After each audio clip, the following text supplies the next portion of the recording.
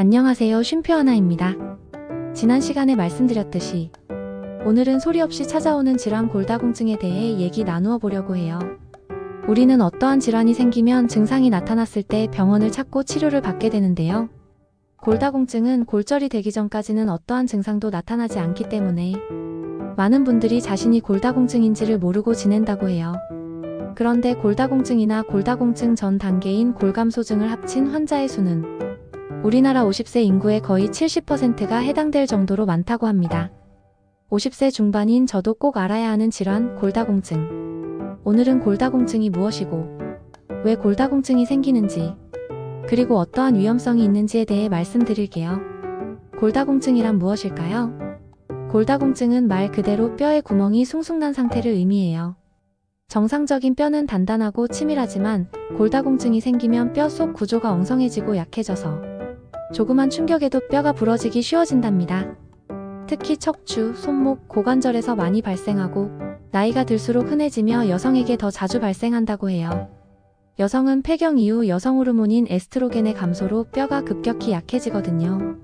골다공증의 원인에는 무엇이 있을까요? 첫째, 노화입니다. 나이가 들면 뼈의 밀도가 자연히 줄어서 약화가 되죠. 특히 폐경 후 여성 호르몬의 감소가 골밀도를 떨어뜨리게 만들어요.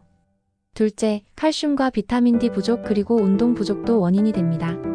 셋째, 지나친 음주와 흡연, 과도한 커피도 뼈 건강을 해칩니다. 넷째, 류마티스, 갑상선 질환 같은 기저질환이 있거나 다섯째, 스테로이드 약물을 장기 복용할 때도 생긴다고 해요.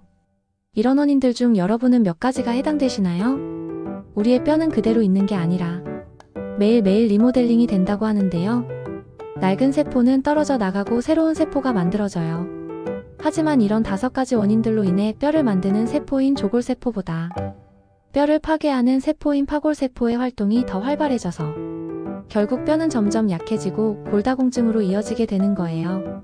골다공증. 왜 무서울까요? 골다공증이 있을 때 뼈가 부러지면 분쇄골절이 되는데 분쇄골절은 뼈가 똑 부러지는 게 아니라 으스러지듯 부러진다고 해요. 건강한 사람은 골절이 되어도 깁스 후 쉽게 뼈가 붙지만 골다공증 환자는 잘 붙지 않고 다시 부러지는 재골절이 일어나기 쉽다고 합니다. 특히 노년에 발생하는 고관절 골절은 굉장히 심각한데요. 고관절 골절 후 1년 내 사망률이 무려 20%에 달한다는 통계도 있어요. 왜냐하면 움직이지 못하면서 폐렴, 욕창, 혈전증 같은 합병증이 생기기 때문이에요. 이렇게 무서운 결과를 막기 위해선 골절이 생기기 전에 미리 뼈 건강을 챙기는 것이 정말 중요해요.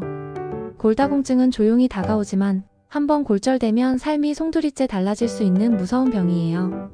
지금 특별한 증상이 없어도 뼈 건강은 꼭 챙기셔야 합니다. 나의 몸에 대해 이해하고 있는 것과 모르는 것은 큰 차이가 있다고 생각해요. 원인을 알아야 치유 방법도 알게 되니까요. 저는 의사나 약사는 아니지만 자신의 몸에 대한 이해가 있다면 몸의 이상을 빨리 알아차리게 되어 큰 병을 막을 수 있다고 생각합니다. 제가 몸에 대해 공부하는 이유이죠. 여러분도 내 몸의 주치의가 되어보세요. 다음 시간에는 골다공증 치료와 관리법에 대해 말씀드릴게요. 쉼표 하나는 여러분의 건강을 응원합니다.